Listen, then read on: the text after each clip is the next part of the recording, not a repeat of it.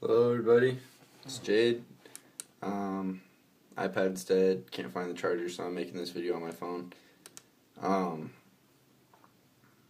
Today I went and saw my recruiter, got my Asvab set up, my tests, all that. Taking that on Thursday. And then I'm going to be going to MEPS sometime next week because I still have tickets that I have to pay.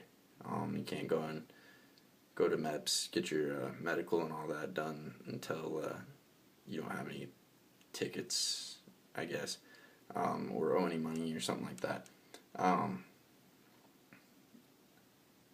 What I was going to talk about today was the steps I went through in getting the test set up. So what we did was, after a lot of studying, like a few weeks of studying, my scores improved, jumped from like 27 or something like that to 52.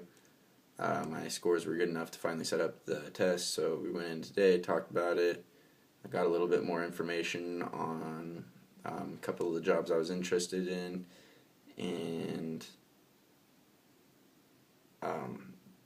my next steps. Talked a little bit to my recruiter about some things.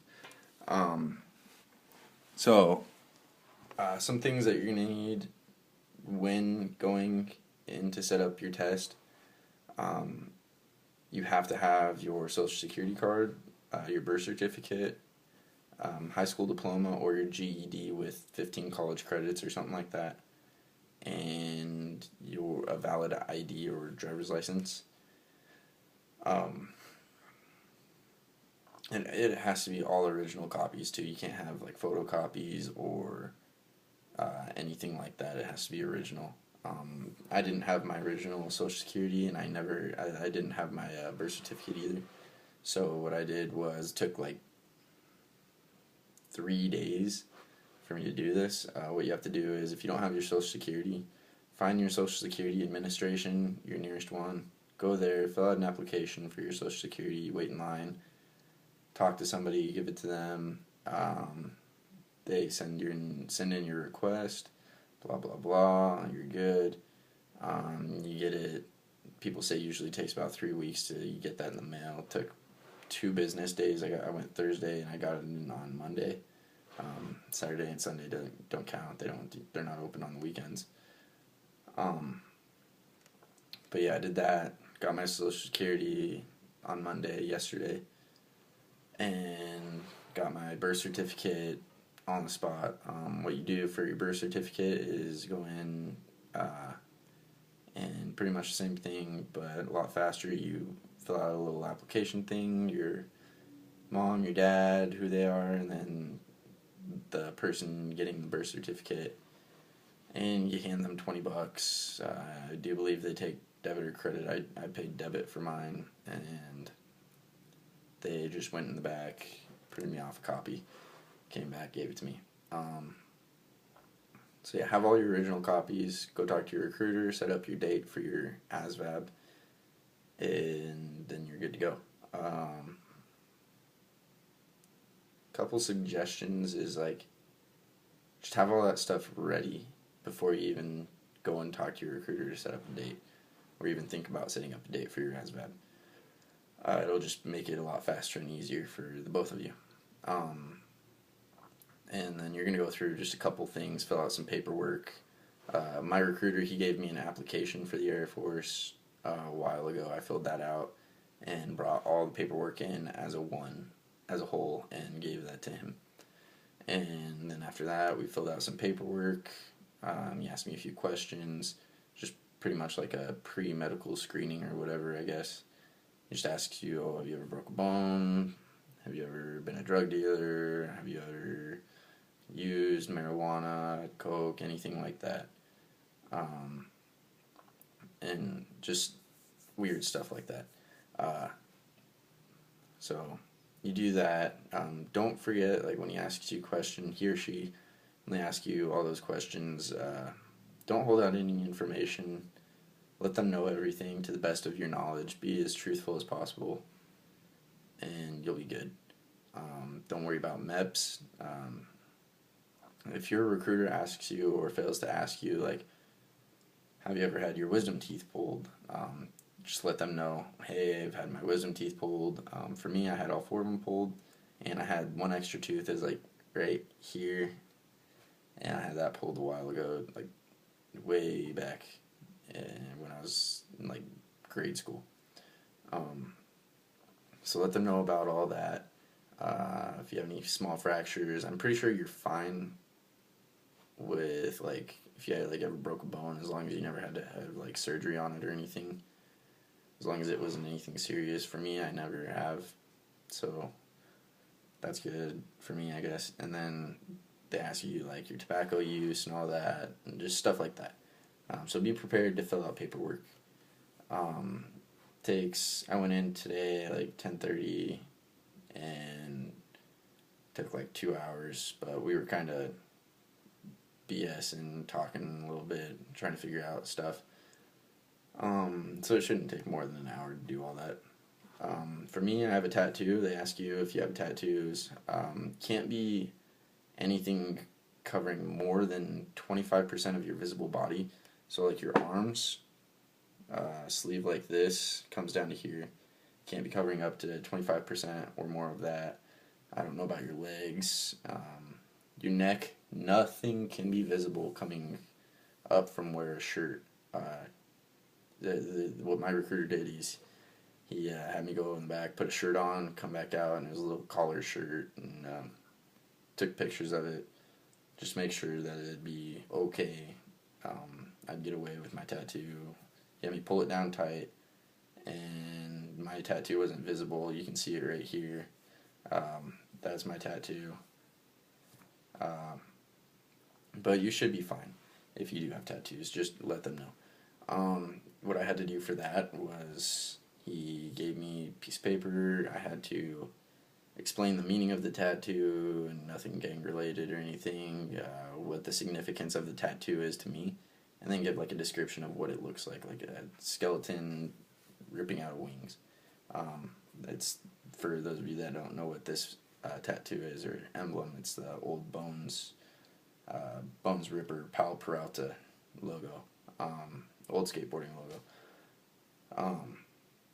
But yeah, I had to do that, and then they give you a blank space. They want to know like roughly like the diameter of it. Like I just said, 5 by 4 inches, or the size of a closed fist, and but give them like inches or something. And then so with that, after that, you have this little piece of paper, and it's all in the same thing. You draw to the best that you can, as detailed as possible, what the tattoo looks like. I'm not very artistic. Don't worry about it looking on point. Just give them a rough description of what it looks like. So did all that. And then after that, we finished up. He gave me a couple pamphlets. If you're not sure about what job you want in the military or Air Force or whatever, for me, I'm going Air Force. If you're not sure what job you want, they have these podiums like right outside the door with a bunch of pamphlets of different jobs and anything that might pique your interest. And your recruiter will always have pamphlets with them in the office as well.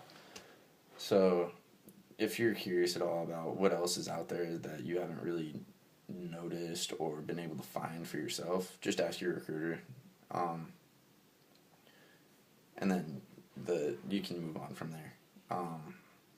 For me, it's pretty simple. I know what I want to do. But he gave me some more pamphlets on that job specifically and other jobs that I might be interested in. If you want to go overseas, there's jobs that are like you have a higher chance of going overseas that you might be interested in. But yeah, so that's that. Not sure what else to talk about, but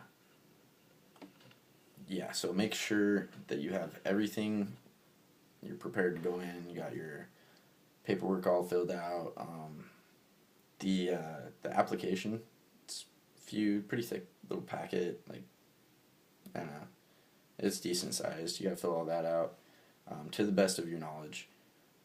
It's like a regular application for a job, like a job application. Treat your process of going into the military or whatever you're doing, Air Force, Navy, whatever it is, treat that like an actual job, like a job interview. Every time you go in to see your recruiter, treat it like an interview. You're trying to impress them or something. The better you do with them, the better chances you're gonna have of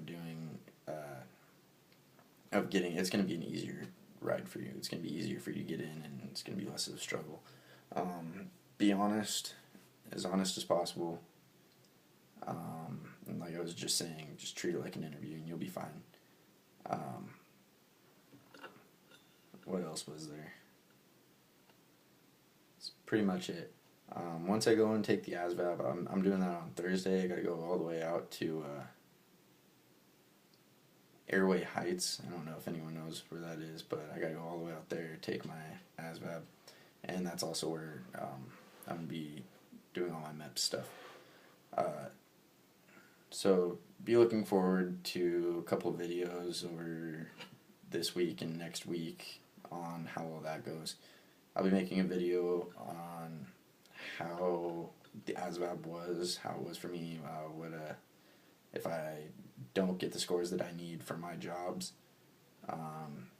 what to do after that. I'll make a more up-to-date video. And then next week, look forward to a video of MEPS, my MEPS experience. If you work, try and get 2 days, if you don't already have 2 days off back to back, try and get that. It'll be a lot easier for you. You can get everything done back to back, like right away you're done. Yeah. But like I was saying in those pamphlets, whatever job you want, definitely grab the pamphlets because those help out quite a bit. They tell you almost everything that you need to know. Bonuses, minimum requirements to get that job, what your scores need to be roughly, stuff like that, things that you'll be doing, and then where you're going to be sent after basic for tech school and all that. Your pamphlets explain all that. But all that being said, I'm going to conclude the video. Rate, subscribe, comment, whatever. Definitely comment though. My videos are pretty boring right now, just because I haven't done a lot and there's not a whole lot going on. So I'm trying to make them a little interesting. They're probably not very interesting though, but anyone who's watching the videos, please comment, subscribe. It's up to you. Actually, I don't really care if you subscribe. This is just something that I'm doing to kind of help people out. Make it a lot easier for them or you. But yeah, thanks for watching, and goodbye.